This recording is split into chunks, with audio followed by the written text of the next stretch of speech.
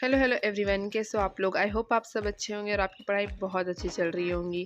तो जैसे कि आप लोगों ने मेरा थंबनेल देख ही लिया होगा कि अब मैं यूट्यूब छोड़ रही हूँ।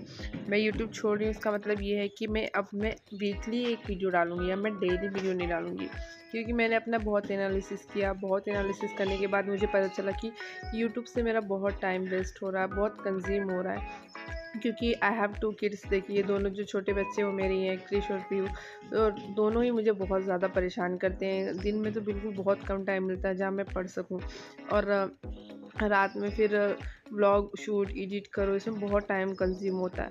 तो मैं ये टाइम वेस्ट नहीं करना चाहती और मैं अपनी जॉब के साथ कोई रिस्क नहीं लेना चाहती। मैं सोच रही हूँ किसी भी हाल में मुझे 2025 तक एनी हाउ जॉब चाहिए, और उसके लिए मैं अपनी प्रिपरेशन में बिल्कुल कमी नहीं रखना चाहती हूँ।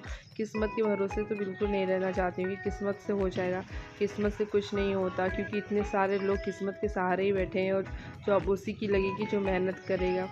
इजी क्वेश्चन, हार्ड क्वेश्चन, सारे क्वेश्चन प्रैक्टिस करने होंगे, रिविजन करना होगा, और बहुत लंबा टाइम टेकिंग प्रोसेस है। ऐसा लग रहा है कि सिलेबस बहुत कम है, बहुत कम पढ़ना है, लेकिन जब पढ़ने जाते तब पता चलता है कि बहुत बड़ा सिलेबस है और बहुत कुछ पढ़ना है। और मुझे तो दो दो सब्जेक्ट एक्स्ट्रा पढ़ने हैं, और क्योंकि मेरा पीजीटी और टीजीटी दोनों है, तो दोनों कंबाइन नहीं हो पाएगा, नहीं कर पाऊँगी।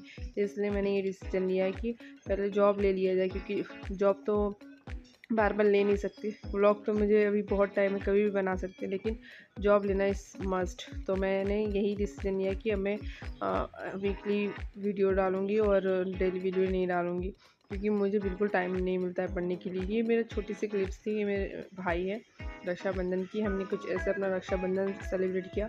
रक्षाबंधन के बाद से आज मैं अपनी वीडियो डाल दी। तो हर मेरी वीडियो ना हमेशा अब संडे को आएंगी, डेली नहीं आएगी। आज मेरी पीयू को मैंने नेकलेस वगैरह सब कुछ पहनाया था। वैसे तो मैंने उसके बाल कटा दिए, वैसे फिर भी क्यूट लग रही है।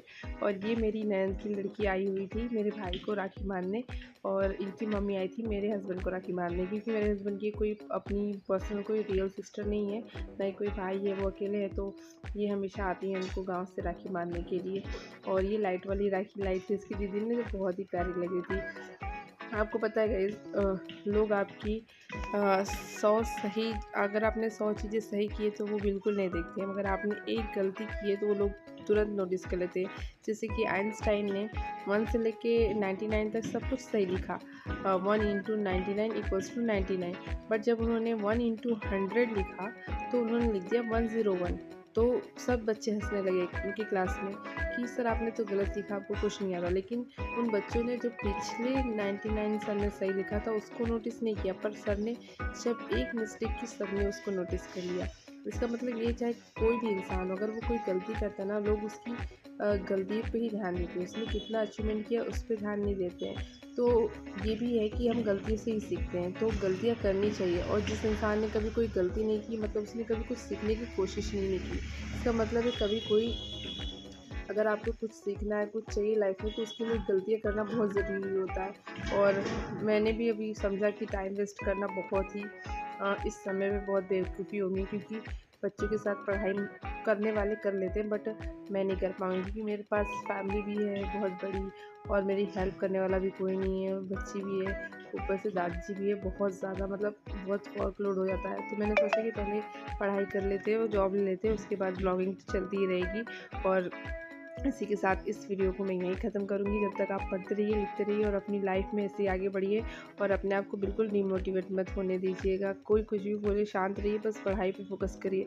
क्योंकि अगर आपके पास जॉब होंगे, पैसे होंगे ना, सब आपके साथ होंगे। और अगर आपके पास जॉब नहीं रहेंगी, पैसे नहीं रहेंगे, तो कोई साथ नहीं रहेगा।